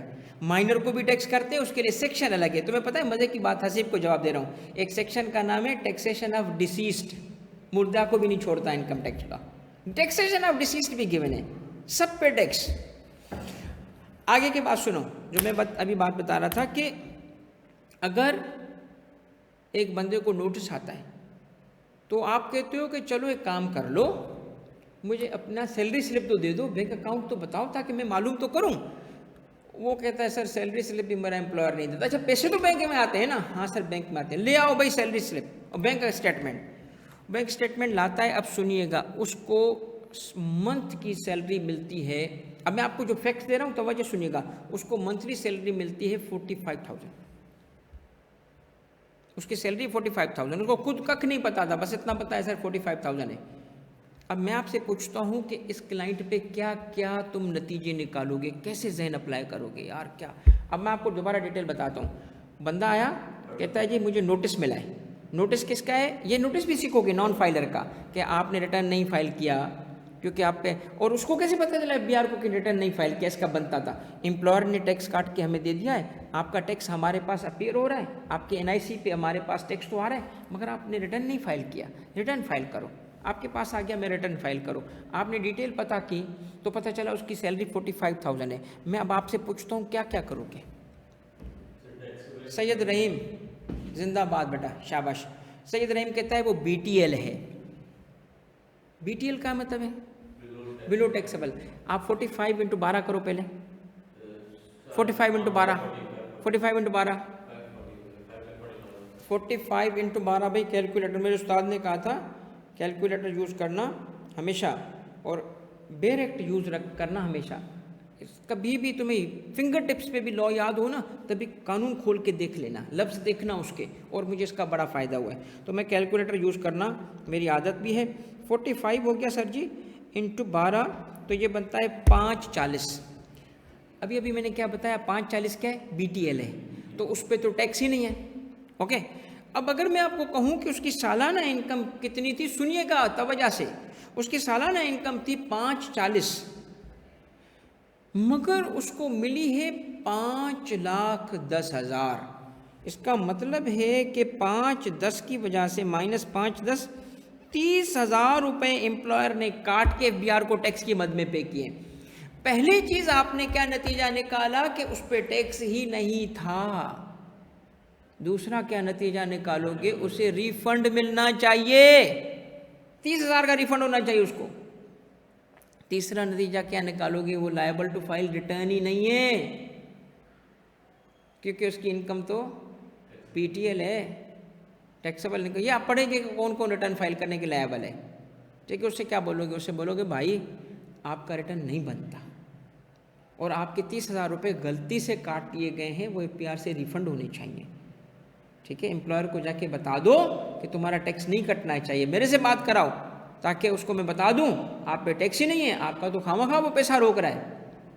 आई बात समझ, कैसे नतीजे निकाले आपने, बिकॉज आपने उसकी वर्किंग की। ऐसे ही क्लाइंट हैंडल होते हैं, ऐसे ही चीज़ें होती हैं।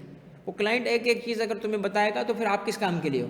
मैं आपको आगे चल के सिखाता हूँ। और ये एक इलस्ट्रेशन भी मैंने कराई थी, साजिद याद है इलस्ट्रेशन एक दी थी मैंने थर्ड बैच साजिद हमारा पिछले बैच का स्टूडेंट है, इसको इतना शौक है, कहता है मैं ये भी क्लासेस पूरी लूँगा।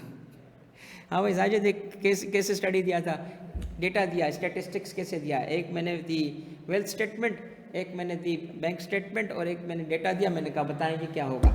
तो इस तरह करके हम ढूंढना, तो क्या क्या सवाल पूछने हैं उससे ये भी सीखेंगे। आए ज़रा मुझे बताएं कि इस केस में ज़रा आएँ और मुझे एक बात बताएं कि आपका जो क्लाइंट है उसका टैक्स बेस इनकम बना या पर्सन बना? पर्सन बना। कब बना वो पर्सन? अब टैक्सेबल की एक निशानी क्या है? 6 लाख से ऊपर हो। टैक्सेबल की निशानी क्या है? 6 लाख से ऊपर हो तो टैक्सेबल है। ओके, अच्छा, मैं आज अगर इनकम कमा रहा हूं तो एट सोर्स टैक्स तो मेरा हो सकता है कि उस पर कट जाए, मगर मेरे टैक्स इम्पोजिशन के लिए लाजमी साल का गुजरना, क्योंकि बेसिकली इनकम टैक्स सालाना टैक्स है, क्योंकि टैक्स ईयर कंप्लीट होना चाहिए। और फिर उसके बाद रेट कहाँ गिवन होंगे? फर्स्ट शेड्यूल में। अब मैं कनेक्ट करने लगा हूँ, बस थोड़ा सा, जो कि पूरा स्ट्रक्चर समझाना था। बहुत सारे ऐसे स्टूडेंट, मैंने कहा था पढ़ाते वक्त मैं अज्यूम यही करूँगा आपको कुछ नहीं आता, सही अजम्पशन ले रहा हूँ, ऐसे ही ना, कुछ नहीं आता ताकि सबका बेस बन जाए। अच्छा, अब मुझे बताएं कि इनकम टैक्स में एक सबसे पहले क्या क्रिएट की गई है? चार्ज क्रिएट की गई है, सही है, चार्ज क्रिएट हुई ना। चार्ज क्रिएट होने का मतलब क्या है? टैक्स इम्पोज हुआ। चार्ज क्रिएट होने में क्या होता है? टैक्स इम्पोज हुआ। अब मैं दोबारा पूछता हूँ, किस पे इम्पोज हुआ? कब हुआ? पर्सन पे हुआ। कब हुआ? जब उसके पास टैक्सेबल इनकम हो। अब मैं अगला सवाल पूछता हूँ, कितना टैक्स लगा? कितना टैक्स लगा? चार्जिंग सेक्शन ने क्वांटिफाई नहीं किया। चार्जिंग सेक्शन ने प्रोसीजर बताया मगर खुद जवाब नहीं दिया। आपका क्लाइंट आता है आपके पास, सेक्शन 4 देख के बता सकते हो कि तेरे पे टैक्स है 15 रुपए?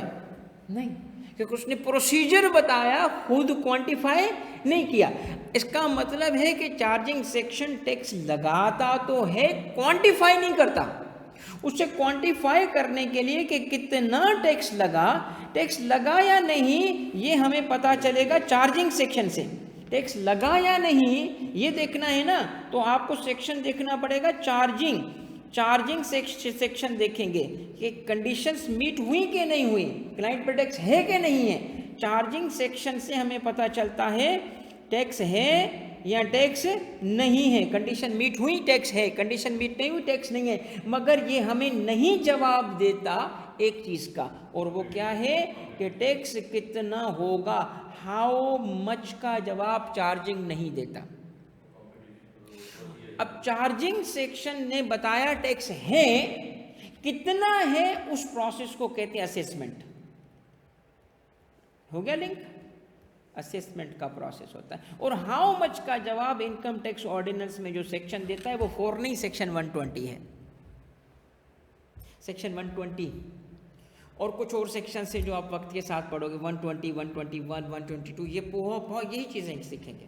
अब मैं कनेक्ट तकरीबन करने पे हूँ नोटिस वाली चीज़ से। तो कितना टैक्स लगा ये फाइल करेंगे आप कैसे, ये पता चलेगा प्रोसेस से। अब असेसमेंट क्या है? किसी ने पूछा था असेसमेंट क्या है, अब जवाब दूंगा बेटा। Assessment is a process in which taxable income and tax liability is determined, और डिटर्मिंड क्या होती है? For a tax year. किसी भी पर्सन की टैक्स लाइबिलिटी क्या है किसी टैक्स ईयर की, उसको जब हम वर्कआउट करते हैं उस प्रोसेस को कहते हैं असेसमेंट। तो असेसमेंट इज़ अ प्रोसेस जिसमें 2 चीज़ें होती हैं। एक ऐसा प्रोसेस जिस प्रोसेस में 2 चीज़ें होंगी। पहली चीज़ क्या है?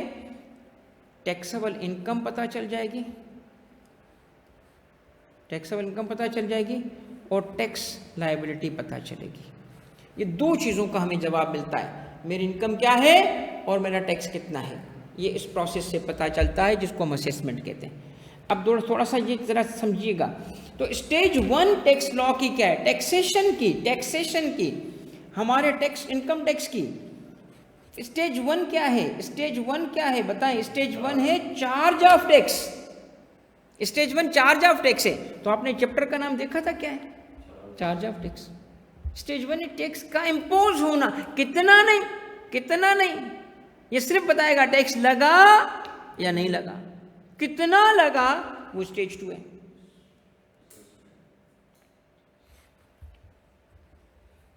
वो असेसमेंट है, उसके अलग सेक्शंस हैं। अब जब असेसमेंट हुई तो यहां पे आती है तीसरी stage.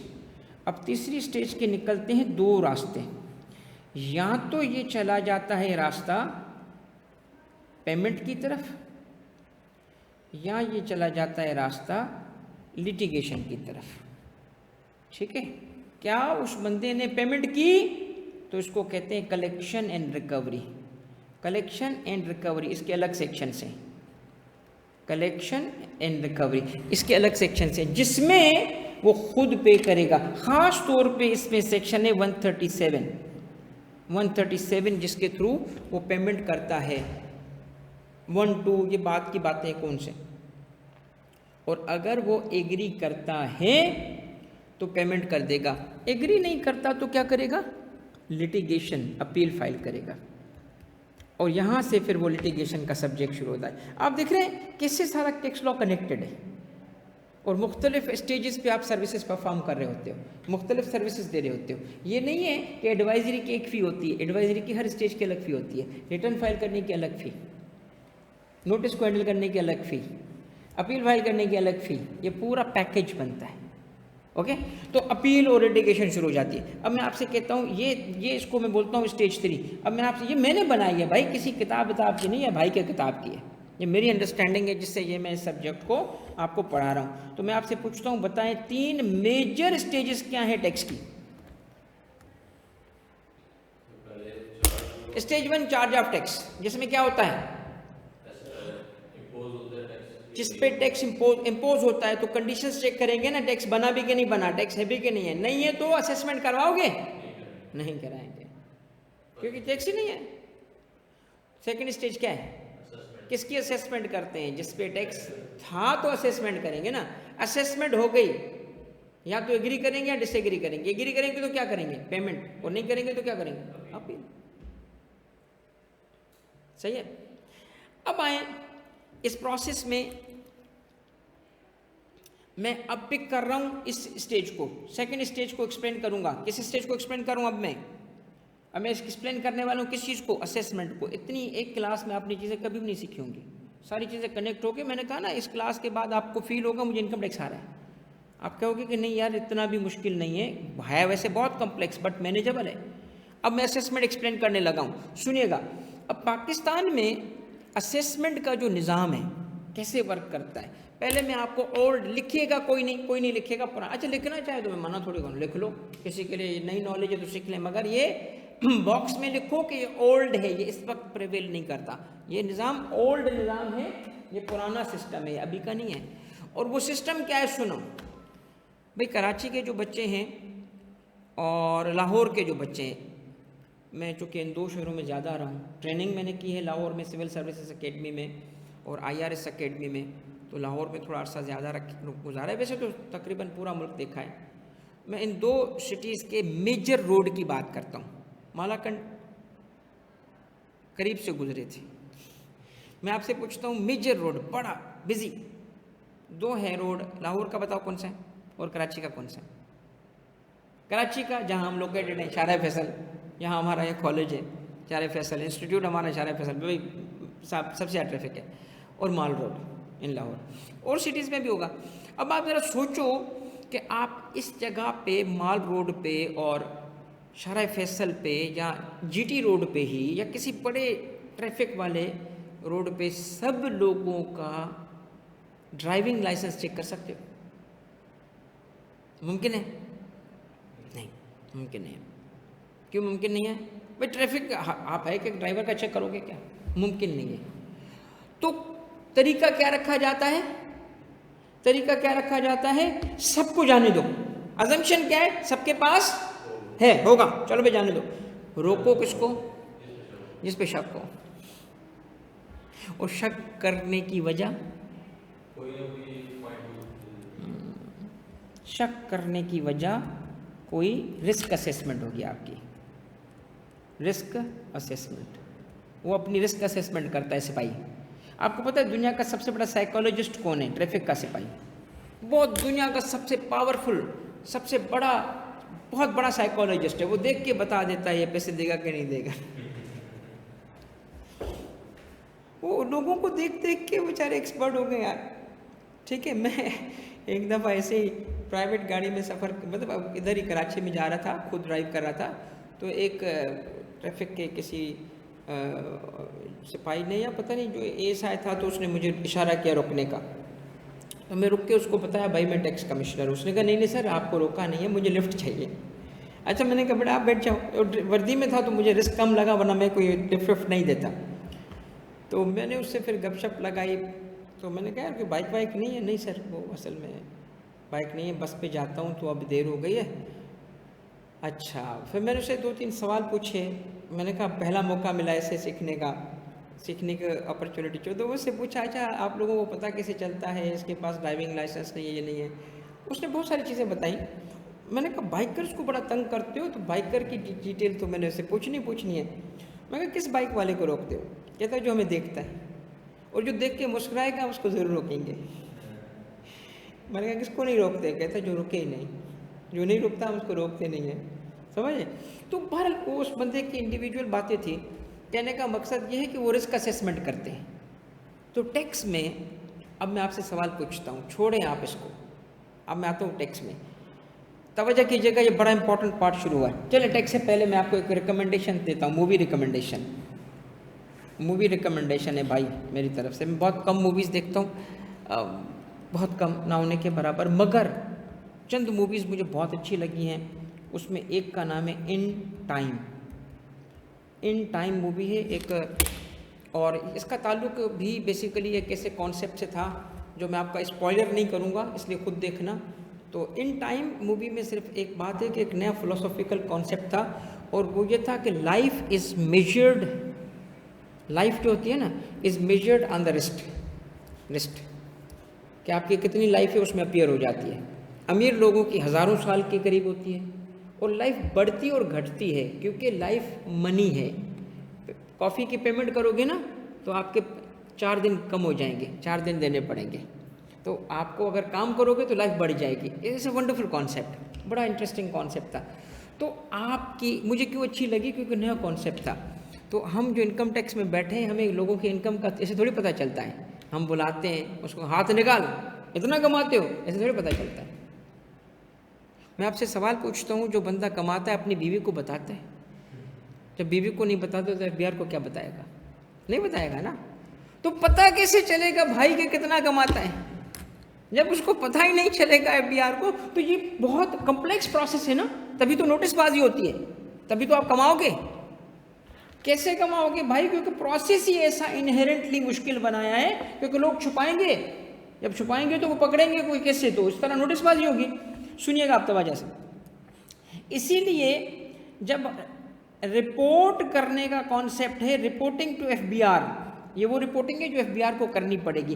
Every year a person is required to report क्या? हिज टैक्सेबल इनकम एंड उसके अपने मुताबिक हिज टैक्स लायबिलिटी, खुद बताएगा। और ये दोनों जिस फॉर्म पे बताएगा उसको कहते हैं रिटर्न ऑफ इनकम। और आपको पता है इसको रिटर्न क्यों कहते हैं? रिटर्न इसको इसलिए कहते हैं कि हिस्टोरिकली पहले दौर में वेस्टर्न कंट्रीज़ में भी जो फॉर्म होता था इनकम टैक्स का फॉर्म, उस फॉर्म को प्रिंटिंग प्रेस पे गवर्नमेंट प्रिंट करती थी। गवर्नमेंट उसको प्रिंट करती थी क्योंकि वो मैनुअल हुआ करता था, डिजिटल वर्ल्ड तो थी नहीं। तो उस दौर में वो प्रिंट करके टैक्स पेयर के घरों पे, एड्रेसेस पे उसको भेज दिया जाता था, ताकि वो उससे क्या करते थे, ठीक है, फिलअप करेंगे, फाइल नहीं फिलअप, एक तो होता है फाइल, ये फिलअप करते थे, फिल करके और फिर उसे डिपार्टमेंट के पास क्या करते थे, रिटर्न करते थे। तो फॉर्म क्या हो रहा था, रिटर्न, इसीलिए उसका नाम क्या बढ़ गया, return. That is why we call it return. असल में वो फॉर्म होता था जो रिटर्न होता था। तो उसका नाम जो है, नाम ही रिटर्न पड़ गया। इसीलिए आपको पता है कंपनी लॉ में भी रिटर्न है, फॉर्म ए को रिटर्न कहते हैं, क्योंकि वो भी रिटर्न इसीलिए होता है। हर वो फॉर्म जो फिल करके वापस करना पड़ता था उसका नाम रिटर्न है। Sales tax return, company law return, income tax return, ये नाम पड़ गए क्योंकि वो वापस आता था। अब क्या हुआ, अब तवज्जो कीजिएगा, इसका मतलब असेसमेंट कैसे की जाती है। टैक्स इम्पोज तो कानून ने किया, सेक्शन 4 ने किया, कहाँ पर्सन पे टैक्स है, कौन सा पर्सन जिसकी टैक्सेबल इनकम है, मगर कितना टैक्स है उसका स्टेज 1 कितना, असेसमेंट की बात हो रही है। असेसमेंट किसे कहते हैं, असेसमेंट किसे कहते हैं, प्रोसेस को, जो क्या डिटरमिन करता है, 2 चीजें, टैक्सेबल इनकम, टैक्स लायबिलिटी, ऐसा है। तो सुनो, जो असेसमेंट जिस प्रोसेस के जरिए की जाती है उसकी शुरुआत होती है रिटर्न से। रिटर्न फाइल होने से असेसमेंट शुरू हो चुकी है, क्योंकि वो बंदा खुद पहले बताता है मेरी टैक्सेबल इनकम क्या है और खुद बताता है कि मेरे पे टैक्स कितना बना। ये फर्स्ट स्टेज पे वो खुद करता है। सुन लो तवज्जो से अब, इसीलिए इस स्टेज को कहते हैं सेल्फ असेसमेंट। क्या कहते हैं इसको, सेल्फ असेसमेंट। इसका सेक्शन है सेक्शन 120। अब इसके अंदर बहुत कुछ सीखोगे। मैं आपसे सवाल पूछता हूं, किसी टैक्स पेयर पे कितना टैक्स है। अब मेरी इन बातों को जरा सुनना तवज्जो से। किसी बंदे पे कितना टैक्स है कौन बताएगा, वो खुद। स्टेज 1 पे वो खुद बताएगा, क्योंकि पाकिस्तान का निज़ाम क्या है, सेल्फ असेसमेंट। वो शारा फैसल और माल रोड याद है, सब खुद, सब बताओ, आ जाओ भाई, चलो चलो खुद बताओ, जो बताओगे हम मान लेंगे। क्यों, सेल्फ असेसमेंट है, हर किसी को चेक तो कर नहीं सकते। चलो सबको जाने दो, सबको जाने दो, किसको रोकेंगे। और सुन लो शारे फैसल, माल रोड, सबको जाने दो, सबकी इनकम वही, सबका टैक्स वही, जो खुद बताते जाएंगे, रिटर्न फाइल करते जाएंगे, आगे बढ़ते जाएंगे। मगर हमें जिस पे शक पड़ेगा उसे हम नोटिस देंगे, और नोटिस देंगे तो रुक जाएगा। लिंक बना। तो पहला स्टेज क्या है, सेल्फ असेसमेंट का। अब मैं आपसे सवाल पूछता हूं, सेल्फ असेसमेंट की प्री कंडीशन क्या है, प्री कंडीशन क्या है, कब सेल्फ असेसमेंट माना जाएगा, जब वो बंदा रिटर्न फाइल करेगा, एक कंप्लीट रिटर्न फाइल करेगा तो सेल्फ असेसमेंट होगी। रिटर्न फाइल करेगा तो, अब मैं आपसे सवाल पूछता हूं, मुझे बताओ पाकिस्तान की कोई एक क्वालिफिकेशन जो लोगों को ये रिटर्न फाइल करना सिखाती हो, एक भी नहीं। दैट इज वाई ये एक सर्विस है जिसके पैसे चार्ज होते हैं। दैट इज वाई एडवाइजरी की, जो मैंने ओरिएंटेशन वाली क्लास में सिखाया था, क्या कहा था कि अर्न करने की 3 स्टेजेस हैं, जिसमें रिटर्न फाइल करना, कंप्लाइंस कराना, ये भी अच्छे पैसे कम है, क्लाइंट बढ़ने से अच्छे होते हैं। क्यों, कोई फाइल ही नहीं कर सकता। देखो पंचिंग थोड़ी है कि सिर्फ देख के पंचिंग करो खुद, नहीं। टैक्स लॉ आपने आज जो चीज़ें सीखी हैं क्या सिंपल थी, ये तो अल्हम्दुलिल्लाह मेरा तजर्बा है पढ़ाने का, ये 19 साल तजर्बा ऐसी है पढ़ाने का, तो मैं इसको आसान करके पेश कर पा रहा हूँ, वरना ऐसे थोड़ी है चीज़ें। तो रिटर्न फाइल होगा। अब रिटर्न में इनकम कैसे कंप्यूट होगी, अब मैं आपको बताता हूँ। मेरे सवाल का जवाब सोच समझ के देना। सेल्फ असेसमेंट में tax liability, taxable income tax payer की कौन तय करता है। दोबारा सवाल पूछ रहा हूँ, एक टैक्स पेयर की taxable income, tax liability for year return में कौन डिटरमिन करता है। सेल्फ असेसमेंट है, 120 है, कौन डिटरमिन करता है, कौन करता है। एक ने भी सही जवाब नहीं दिया। पर्सन खुद करता है, टैक्स पेयर भी, इन्होंने यही लिखा है ऑनलाइन में से, विद होल्डिंग एजेंट लिखा है किसी ने टैक्स पेयर लिखा है, ज़्यादातर टैक्स पेयर है, साजिद ने सेल्फ लिखा है, फाइलिंग ऑफ रिटर्न है, सब गलत जवाब। मैं आपको जवाब देता हूँ, टैक्स एडवाइज़र।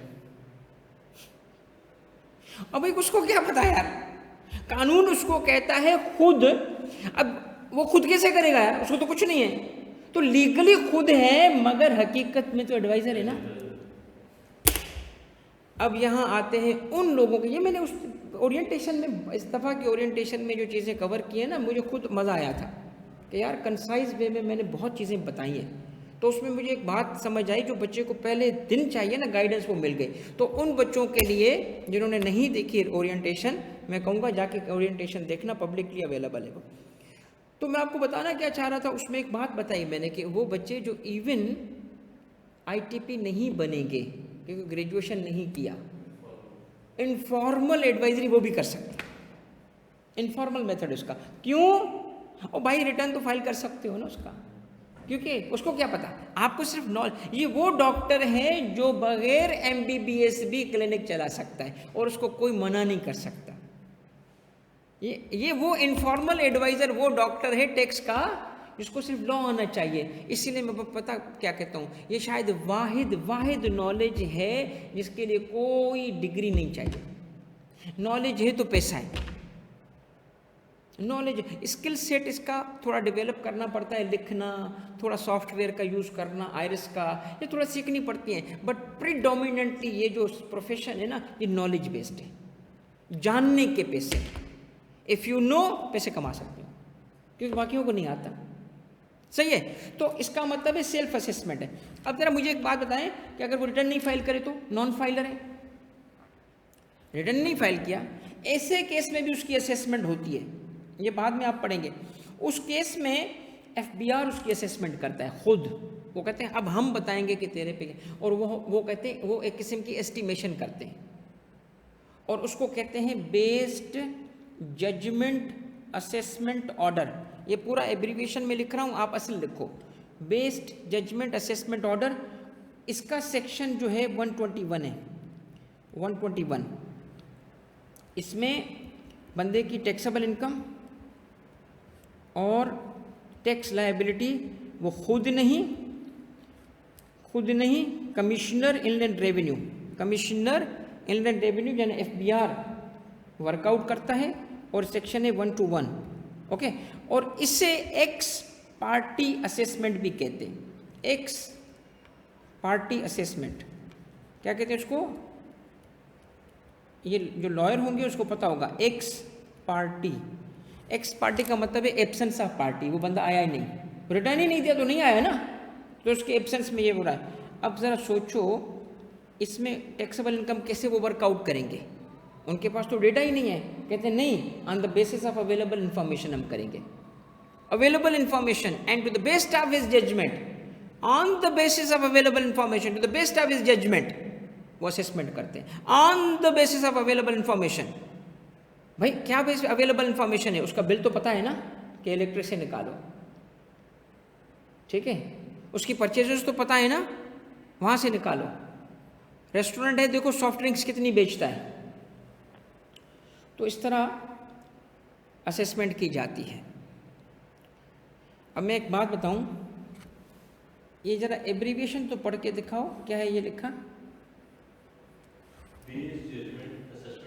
मौलवी साहब हो ना, इसलिए शरीफ इंसान हो। ओ भाई कहाँ लिखा है बेस्ड जजमेंट असेसमेंट? ये बजाओ लिखा है, बजाओ। मैं क्या करूं यार, मैं नहीं बोल रहा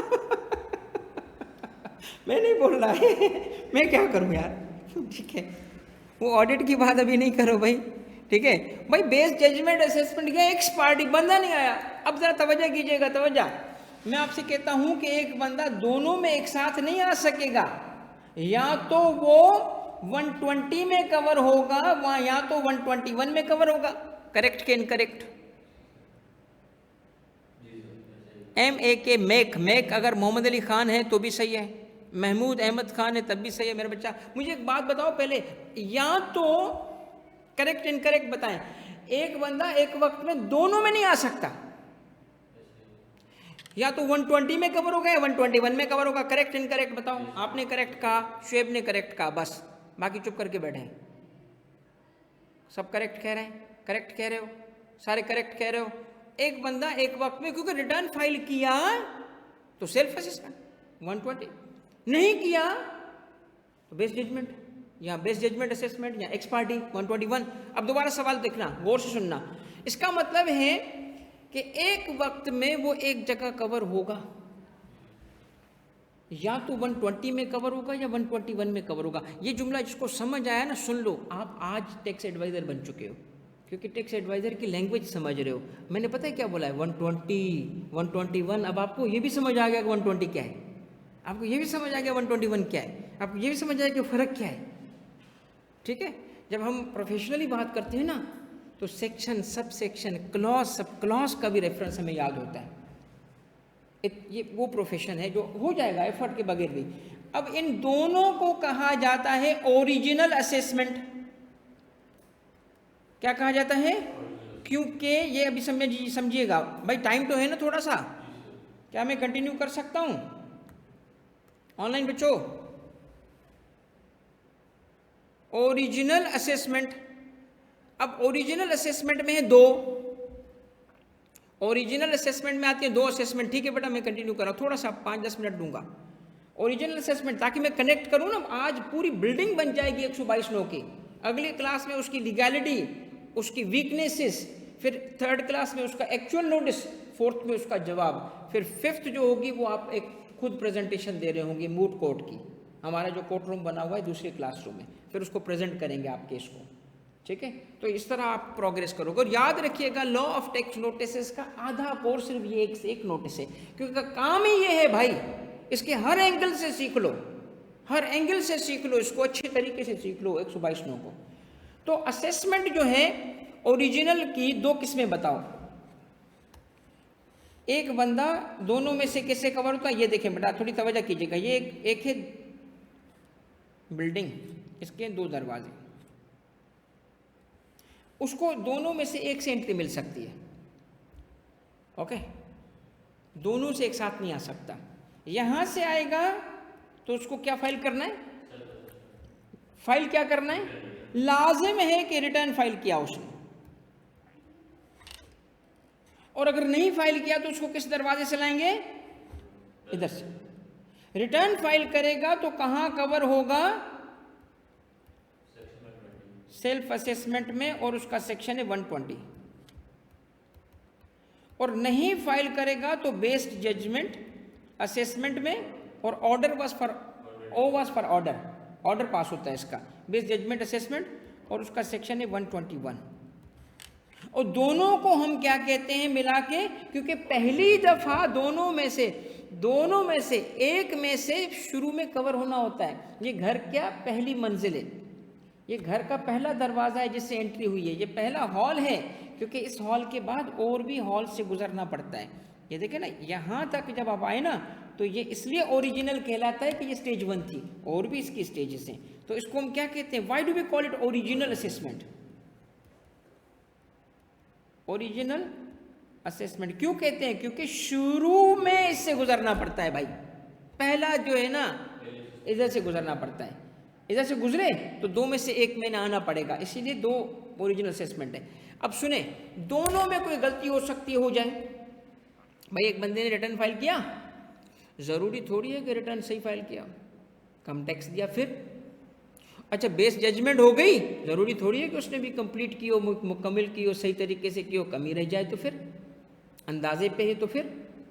तो इसीलिए सुनिएगा, सेकंड स्टेज क्या है? सेकंड स्टेज है असेसमेंट की अमेंडमेंट ऑफ असेसमेंट। अब उसको अमेंड करते हैं, और जो अमेंडमेंट ऑफ असेसमेंट है ना, अमेंडमेंट ऑफ असेसमेंट, ये पहली दफा हो तो अमेंडेड असेसमेंट कहलाती है, पहली दफा हो तो अमेंडेड असेसमेंट कहलाती है।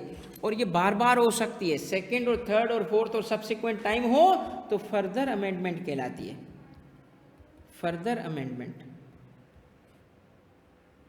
अमेंडमेंट और फर्दर अमेंडमेंट किसकी? Of assessment. कौन सी? ओरिजिनल।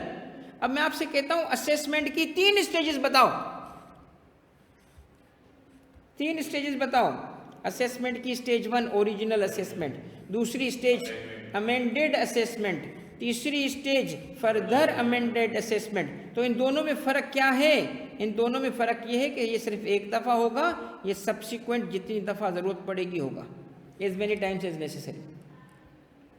क्योंकि जैसे अब देखिए मेरी बात सुने, ओरिजिनल असेसमेंट हुई थी, रिटर्न फाइल करके उसने कहा मेरा टैक्स बनता है 12 लाख, टैक्स बनता है, इनकम नहीं बोला, टैक्स 12 लाख। अमेंडमेंट करके कहा गया 20 लाख, फिर पता चला 20 भी नहीं था भाई, 34 था, तो फर्दर अमेंड किया जाएगा। और फर्दर अमेंडमेंट की नंबर पे पाबंदी नहीं है, ईयर पे पाबंदी है। एक ईयर के बाद ये नहीं हो सकेगा। टाइमलाइन की पाबंदी है, उस पे नंबर की पाबंदी नहीं है। अब पहुंच चुके हो तुम, कनेक्ट हो चुका है बेटा। अब मैं एंडिंग करने लगा हूं। अमेंडमेंट ऑफ असेसमेंट समझ आ गया आपको? अमेंडमेंट ऑफ असेसमेंट समझ आ गया? पहले बता असेसमेंट क्या है? प्रोसेस जिसमें क्या होता है, taxable income tax liability. Pakistan में कैसे होता है वो? ओरिजिनल असेसमेंट के थ्रू होता है। वो कितनी है? 2, या तो खुद करो या तो डिपार्टमेंट करेगा। खुद करना है तो क्या करना पड़ेगा? रिटर्न फाइल करोगे। नहीं करोगे तो क्या करेगा? डिपार्टमेंट। खुद करोगे तो सेल्फ असेसमेंट 120, नहीं करोगे तो डिपार्टमेंट 121 बेस्ड जजमेंट। और अब अगर आपकी असेसमेंट हो चुकी, चाहे वो 120 की हो या 121 की हो, उसमें कमी रह गई तो करेक्ट कैसे करेंगे? करेक्ट करने का तरीका है अमेंडमेंट ऑफ असेसमेंट, और उसकी 2 स्टेजेस हैं, फर्स्ट एंड सब्सिक्वेंट। अब आप ज़रा नोटिस का नाम पढ़ो। खूबसूरत, बुलबुले वाली नहीं, खूबसूरत description. Connect connect connect connect. Amendment से पहले शो कॉज दिया जाएगा। जो नोटिस है, किस चीज़ की अमेंडमेंट हो रही है? तो अमेंडमेंट हो नहीं सकती जब तक शो कॉज ना दिया जाए, नोटिस ना दिया जाए। इसका मतलब हुआ कि एवरी टाइम आपकी इनकम को छेड़ा जाएगा, आपको पूछा जाएगा, आपको बताया जाएगा। कैसे बताया जाएगा? क्योंकि रिक्वायरमेंट ये है कि अमेंडमेंट ऑफ असेसमेंट और फर्दर अमेंडमेंट ऑफ असेसमेंट से पहले टैक्स पेयर को दिया जाता है नोटिस। और वो नोटिस क्या है? 122 नो, ये था वो नोटिस। अब इसका एक रियल केस सुनो। एक बंदा रिटर्न फाइल करता है और उस रिटर्न में वो बंदा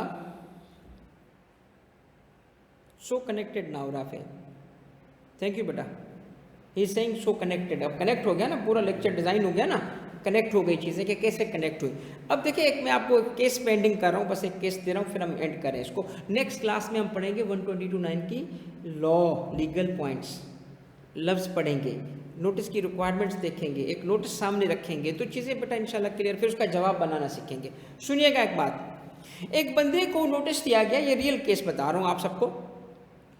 नोटिस ये था कि आपने अपनी इनकम अंडर डिक्लेयर की है, आपने रिटर्न तो फाइल किया है,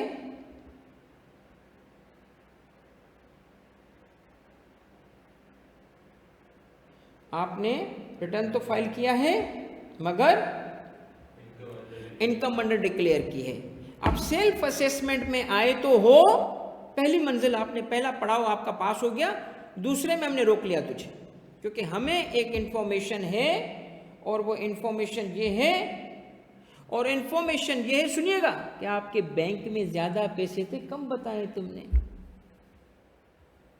हमने आपकी बैंक स्टेटमेंट बैंक से मंगाई है, क्योंकि हमारे पास पावर है बैंक स्टेटमेंट और बाकी इन्फॉर्मेशन कॉल करने की। एक नोटिस बाद में पढ़ेंगे, ये आज का नहीं है, किसी वक्त आगे चल के पढ़ेंगे कि एफपीआर को पावर टू कॉल इन्फॉर्मेशन है, इसका भी नोटिस देता है वो, पावर टू कॉल इन्फॉर्मेशन। कहीं से भी टैक्स पेयर की इन्फॉर्मेशन मांग सकता है, और उसका एक नोटिस है, उस नोटिस को इशू करता है बैंक को, इसकी इन्फॉर्मेशन दो, बैंक स्टेटमेंट दो, उसको कहते हैं नोटिस अंडर 176, सेक्शन 176 का नोटिस है, नोटिस अंडर सेक्शन 176। ये इशू किया है हमने तुम्हारा, बैंक से हमने तुम्हारी स्टेटमेंट मंगाई है, हमें पता चला है कि तुम्हारे बैंक में पड़े 5 करोड़ रुपए, पूरे साल में क्रेडिट हुए 5 करोड़ रुपए, तुम इधर में बता रहे 1 करोड़ रुपए, 4 करोड़ रुपए कंसीलमेंट है भाई।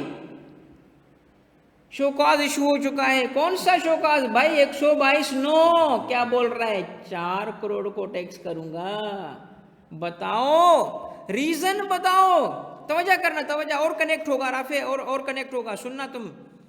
कहता है आपके बैंक में हमने 176 की पावर एक्सरसाइज की, बैंक से आपका अकाउंट पूछा, उसने हमें बताया, उसमें हमने देखा 4 करोड़ पड़े हैं, तुमने हमें 1 करोड़ की इनकम बताई है, हम अब तुम्हारे 4 को टैक्स कर नहीं रहे, करने वाले हैं, और तुम्हें दे रहे हैं एक चांस, अपॉर्चुनिटी दे रहे हैं तुम्हें। नेचुरल जस्टिस ने कहा है कि जब किसी के खिलाफ कार्रवाई हो तो उसकी बात पहले सुनो। नेचुरल जस्टिस क्या है? Opportunity being heard. जो हम आपको अपॉर्चुनिटी बीइंग हर्ड दे रहे हैं, तुम्हारी बात सुनने के लिए तुम्हें नोटिस दे रहे हैं। अब नोटिस का नाम क्या है? नहीं नहीं, ऐसे नहीं पढ़ते। क्या पढ़ते? शो कॉज नोटिस, तरतील के साथ, आराम आराम से। शो कॉज, आगे नहीं जाओ, इन 2 लफ्जों पे तो गौर करो। कॉज बताओ, शो कॉज, कॉज बताओ। क्या बताऊं कॉज? किस चीज का? कि 4 करोड़ क्यों नहीं बताए थे तूने, ये कॉज बता, रीजन बता, क्यों छुपाए। कनेक्ट हो गया? शो कॉज क्या है? कॉज बता। शो कॉज नोटिस, नोटिस है शो कॉज 122। हम आमतौर पे इसको क्या बोलते हैं? SCN भी लिखते हैं, शो कॉज नोटिस, या सिर्फ नोटिस भी बोलते हैं, 122 नो भी बोलते हैं। हम ये कहते हैं बताओ क्यों, ये 4 करोड़ रुपए हम तुम्हारे टैक्स कर देंगे, बताओ क्यों तुमने नहीं बताए। अब आप एक रियल लाइफ नोटिस भी सुन चुके हो। नोटिस सामने नहीं था मगर सुना आपने, जिसमें क्या क्या फैक्ट्स है? टैक्स पेयर रजिस्टर्ड था, NTN था उसके पास, उसने रिटर्न फाइल किया, सेल्फ असेसमेंट 120 120 में कवर हुआ, इंफॉर्मेशन कॉल की गई 176 की बैंक से, जिसे एविडेंस मिला कि उसने 4 करोड़ रुपए नहीं बताए, उससे इशू किया गया 122(9) ऑनलाइन बेटा 122(9) इशू हुआ ना। अब उसको शो कॉज नोटिस दिया गया है। अब उससे क्या मांगा गया? रीजन। रीजन बता, रीजन बताओ, तुम्हें हम टैक्स करेंगे, नहीं बताओगे हम तुम्हारा टैक्स कर देंगे, 4 करोड़ तुम्हारी इनकम है। अब शुएब शाबाश, शाबाश बेटा, क्या तुमने टैक्स पहले पढ़ा है? इसने बहुत अच्छा जवाब दिया है। अब मैं सबकी लर्निंग कराऊंगा ना। अब मैं आपको कहता हूं तुम्हारे क्लाइंट को ये नोटिस आया, क्या जवाब बनाओगे? क्या जवाब बनाओगे? आपके क्लाइंट को कख नहीं पता होगा, डोंट एक्सपेक्ट कि वो आप उसको फैक्ट्स बताएगा। तो यू शुड नो कि इस केस में क्या क्या चीजें होती हैं भाई। उससे पूछोगे ये तो नहीं है, ये तो नहीं है, उस बेचारे को क्या पता, वो पैसे किस चीज का देगा आपको? अच्छा अच्छा ठीक है, वो कह रहा है बैच 3 में आपका शागिर्द हूँ दोबारा। देखो ये छुपे हुए लोग हैं। शाबाश बेटा, आई एम हैप्पी कि 2-3 लोग जो है ना इतना इंटरेस्ट ले रहे हैं उस बैच के, केस में भी आ रहे हैं। चलो अच्छी बात है। एडवांस फ्रॉम कस्टम, देखिए सबसे पहली बात यह है कि जो क्रेडिट होता है बैंक का, ज़रूरी थोड़ी इनकम। क्या क्या हो सकता है? क्या क्या हो भाई? बैंक से लोन हो, लोन भी तो हो सकता है, करंट सेविंग नहीं है, करंट ईयर में क्रेडिट हुआ है, कोई लोन भी तो हो सकता है, बैंक से लोन हो सकता है। अच्छा कहीं कहीं लोन के अलावा ये भी तो होता है, एडवांस, कस्टमर का एडवांस आ गया था तो इनकम थोड़ी, अभी अनअर्न्ड इनकम है भाई मेरी। और क्या हो सकता है? अच्छा हमारे यहाँ तो एक चीज़ और भी, हालांकि ये नहीं करनी चाहिए, बिल्कुल नहीं करनी चाहिए बिजनेस अकाउंट के साथ या इवन पर्सनल अकाउंट में भी। वो कहते हैं अच्छा यार भाईजान वो आपको अकाउंट में पैसे भेज रहा हूँ, फलां को तो दे देना, फलां को तो दे देना। अच्छा मैं नहीं करता, क्योंकि मैं टैक्स वाला हूँ ना, मुझे चीज़ें पता हैं। मैंने भी एक दफ़ा कहा हाँ भाईजान भेजे, मैं करता हूँ। पता है कब? जब भेजने वाला मेरा ब्रदर इन लॉ था, बीवी का भाई। मैं कहाँ से मना कर सकता हूँ भाई, मना ही नहीं कर सकता। वो बोला भाईजान वो अकाउंट में प्रॉब्लम आ रहा है, आपके अकाउंट में भेज रहा हूँ। छोटा जो है ना उसके छोटा भाई यहाँ पे, छोटे भाई को मैं कहा हाजिर भाईजान आप भेजे, क्योंकि वो रिलेशन में है तो इस वजह से, और बीवी से मुझे डर भी लगता है, शरीफ इंसान हूँ तो मैं मना कर नहीं सकता था। तो अब बात यह है कि मेरे अकाउंट में आए, I have to give explanation. तो मैंने उसका पूरा अपने हिसाब किताब में लिखा, फलाने दिन बड़े ब्रदर इन लॉ के पैसे जो कि फ़लाँ जगह काम करता है। यानी ऐसे नहीं कि ये वर्बली लिख सारी चीज़ें लिखी, बट अगर कल आके मुझे पूछेगा ये पैसे कहाँ से है, सिविल सर्वेंट हो तो तेरे पे अकाउंट में, हाँ क्यों नहीं भाई, पागल हो गए भाई, देने वाला भाई वो सारी खुदाई एक तरफ, जोरी का भाई एक तरफ भाई, क्योंकि वो टैक्स पेयर है प्रॉपर। और दिया किसका? उसके छोटे भाई को। तो मुझे टेंशन कोई नहीं थी, मगर ये करना नहीं चाहिए। ओके, तो सवाल क्या था? शो कॉज क्यों ना 4 करोड़? जवाब क्या था? भाई ये इनकम ही नहीं है। प्रूफ क्या है? अब एक और मैं बताता हूँ रीज़न जो आपने से किसी ने नहीं बताया। आपको पता है ज़्यादातर ये जो बिजनेसमैन होते हैं या लोग होते हैं वो क्रॉस बैंक ट्रांसफ़र भी करते हैं एक अकाउंट से दूसरे अकाउंट में। अब वो टैक्स वाले क्या करते हैं, सारे अकाउंट का डेटा निकालते हैं, ठीक है। अब एक अकाउंट था इधर अकाउंट 1, उससे क्रेडिट था 100, वो ट्रांसफ़र किया था उसने अकाउंट 2 में। वो इस तरह होता है ना, एक जगह पैसे जमा करके चेक निकालना होता है, इंटरबैंक की बात करूँ तो अकाउंट 2 इधर ये चला गया, दोनों जगह क्रेडिट, तो काउंट कितना हो रहा है 200, 100 उधर 100 उधर, तो दोनों जगह क्रेडिट हुआ 200। तो ये इंटरबैंक बड़ा प्रॉब्लम करता है, ठीक है। तो ये क्लेरिफाई करना पड़ता है कि भाई ये 4 करोड़ नहीं थे भाई, असल में 4 नहीं 2 करोड़ रुपए थे, क्योंकि इंटरबैंक क्यों नहीं देख रहे तुम। वो कहते अच्छा प्रूफ लाओ। तो आपको आज मैंने अल्हम्दुलिल्लाह अल्लाह की मेहरबानी से इस सब्जेक्ट का एक टच और फ्लेवर दे दिया कि लॉ ऑफ टैक्स नोटिस में आप किस तरीके से पूरा टैक्स सीखने वाले हैं, क्योंकि एडवाइजरी की जान ये है मेरी नज़र में। तो मैं इसको तफसील से पढ़ाऊँगा, पूरा बेसिस और कॉन्टेक्स्ट दे के पढ़ाऊँगा। हमारी आज की जो लर्निंग थी उसमें हमने कुछ बेसिस भी सीखे ताकि आप असेसमेंट तक पहुँचो। असेसमेंट तक कनेक्ट करा दिया, और कनेक्ट करने के बाद हमने फिर अमेंडमेंट से कनेक्ट करा दिया। जैसे ही अमेंडमेंट से कनेक्ट हो तो शोका से कनेक्ट हो गया। तो इस तरीके से ये सारी चीज़ें अल्हम्दुलिल्लाह आपने सीख ली। अब अगली क्लास जो लॉ ऑफ टैक्स नोटिस की होगी उसमें हम 122 नो को एक्चुअली रीडिंग करेंगे, पढ़ेंगे। अब 122 नो इनकम टैक्स ऑर्डिनेंस का सेक्शन जब आप यहाँ देखोगे तो 122 ये सेक्शन है अमेंडमेंट ऑफ असेसमेंट। ये देख रहे हैं अमेंडमेंट ऑफ असेसमेंट है, और इसको हम जब पढ़ेंगे तो पढ़ने की वजह क्या होगी कि हम देखेंगे कि इसकी क्या क्या रिक्वायरमेंट्स हैं जो कमिश्नर को या टैक्स ऑफ ये 122(9) है, हमें इसको देखना पड़ेगा, इसकी पूरी कॉन्टेक्स्ट को, इसकी पूरी कॉन्टेक्स्ट को समझना पड़ेगा।